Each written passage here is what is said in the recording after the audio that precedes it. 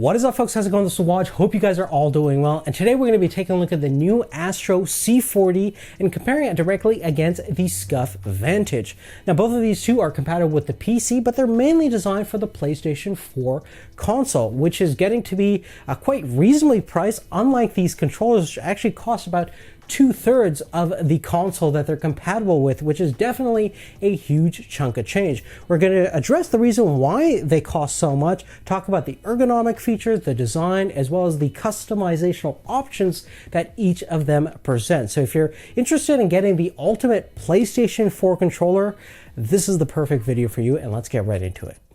Now, firstly, let's talk about the design of both of these two high-end controllers and see how they fit in the hand. First thing that you notice with the Astro C40 is that it definitely feels a lot larger, beefier than the SCUF Vantage. It's also a little bit heavier, weighing around 310 grams versus the Vantage is around 287 grams with the vibration motors inside. If you do take out the vibration motors, it weighs about 256 grams. And in the hand, the SCUF Vantage feels very similar to the original DualShock 4 controller. You can also see design, shape-wise, it's very inspired by that Sony design, which is great if you're looking for something familiar to the original PlayStation design.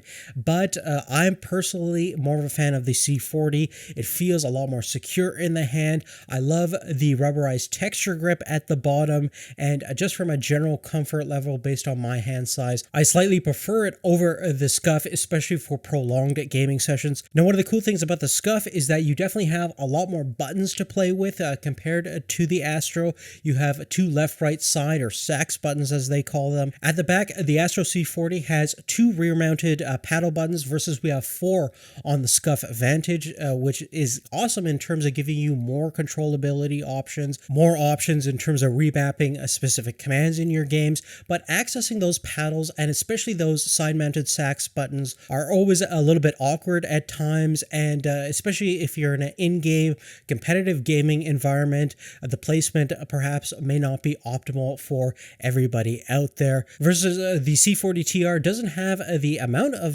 button options as we found on the SCUF, and ergonomically, due to the shape of the controller, you have access to all your main controls in a very convenient fashion, and without the extra buttons, there's nothing really getting in your way, and sometimes less is certainly more. Of course, button placement and the number of buttons is definitely an individual factor, depending upon what gaming style and what games you particularly want to play with these higher end controllers, so this is always going to be a subjective matter nonetheless. Now, in terms of the build material and overall fit and finish of the controllers, both are relatively good, but I do have to give it to the Astro C40 again. The level of quality on the polycarbonate and rubberized finishes feels nicer in the hand, and most importantly, the switches that Logitech is using to make the Astro C40 definitely feel a lot more premium, specifically when you start comparing the shape buttons to the SCUF Vantage. The SCUF Vantage feels a little bit more loose, less connected compared to the nicely dampened buttons that we have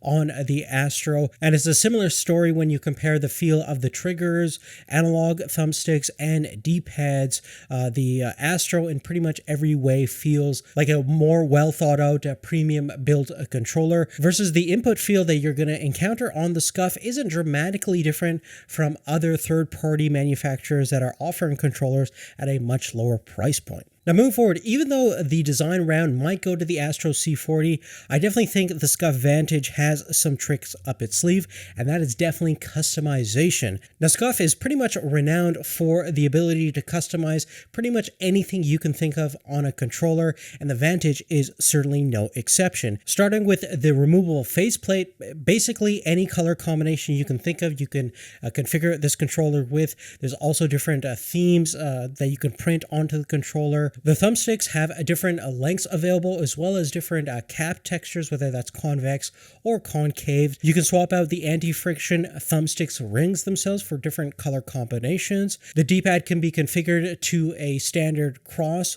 or one that's a circular for better implementing dialogues in RPG games, for example. As we mentioned before, you can take out the vibration modules if you want a lighter controller and eliminate the vibration. You can also have either a left left-right weight distribution bias, which is cool. And the triggers themselves have a pretty decent level of customization. You actually have two trigger covers to choose from. One is kind of a standard 1.5 centimeter length, and the other one is a longer 2.5 centimeter length. So if you have bigger hands, that might be a little handy. Obviously, we do have a manual positioning for the hair trigger mode, which will limit the range of the triggers themselves. And what's really amazing is that you can actually configure the level of tension on the L and R2 triggers themselves by using the key and turning it clockwise for more tension and anti-clockwise for less tension. That is pretty darn remarkable. Now, the Astro C40 definitely doesn't have the amount of individual customizational options that we have on the SCUF Vantage, but there are some cool attributes nonetheless. One of its biggest selling feature is the fact that it actually has modular switches themselves, so you can swap out the thumbsticks for a symmetrical kind of classic PlayStation configuration, or you could have a more offset configuration that the Xbox has really made popular, which is optimal for most people, I think, out there, especially if you're a big first-person shooter on the consoles. But the cool thing is you do have that option. If you're really weird, you can put both of the thumbsticks on the left-hand side of the controller and perhaps unlock some kind of secret cheat code that nobody has ever heard of, but you definitely have the flexibility to do so. Not to mention is that if any of these parts become broken or defective over time, they're pretty simple and straightforward to swap, as you see over here. Now, in addition to that, you still have the option to swap out the thumbsticks for longer sticks, as well as different caps, whether that's convex or concave, and you can also get a circular D-pad as an optional accessory if you really do need that, but that is not included in the box. Unlike the SCUF Vantage, we don't have a lot of accessory attachments that's included in the initial launch of the C40. Now, I do like the implementation of the trigger stoppers that we have on the Astro. It has a dedicated dial at the back, making switching between hair trigger and full range trigger input very fast and seamless, versus the manual little dial that we have on the back of the triggers themselves on the SCUF is definitely finicky and perhaps might break over time. Now, in terms of connectivity, both of these controllers can be either used in a wired fashion or wireless fashion. The SCUF specifically uses a Bluetooth protocol to connect wirelessly to the PS4 or to your PC. Now, with the power advantages that you get from Bluetooth, you're going to get a little bit better battery life. Now, unfortunately, with Bluetooth, the latency is going to be a little bit higher than the 2.4 gigahertz frequency on the Astro C40, which actually comes with a dedicated USB dongle that you connect directly to your PC or PS4 to get sub 5 millisecond response time. Now, if you're super worried about latency, you're probably not going to go with a wireless controller in the first place, but you obviously do have the option to go pretty low latency with the wired solution that both of these controllers have to offer. Now, in terms of headset controls, we actually have a dedicated volume and mute functionality with the touch bar located on the SCUF at the bottom portion of the controller. Unfortunately, that only works with a wired headset. If you're going to be using wireless, unfortunately, you're not going to have direct controls on both of these controllers. The C40, as you can see, has no dedicated volume or mute functionality on any particular buttons themselves. You can obviously map those functionalities via the software if you do want control over your volume and mute functionality on a wired headset, of course. Now, in terms of the battery performance, as you can see, there's not a whole lot of lights on these controllers, so they're going to be pretty darn power efficient. They actually have the same capacity as the OEM PlayStation 4 controller, which is around 1000 milliamp hours. But since we're using Bluetooth on the SCUF Vantage, it's going to typically get anywhere between 2 to 4 hours more compared to the Astro C40, which uses a little bit more of a power-hungry 2.4 gigahertz frequency, which is going to deliver a little bit better overall latency. If you're a competitive gamer, that might be completely worth it. Obviously, you could use both of these in wired mode when you are charging the controller.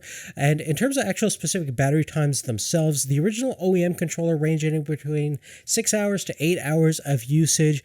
And based on my experience, I got anywhere between 8 to 10 hours on the SCUF Vantage versus 6 to 8 hours on the Astro C40.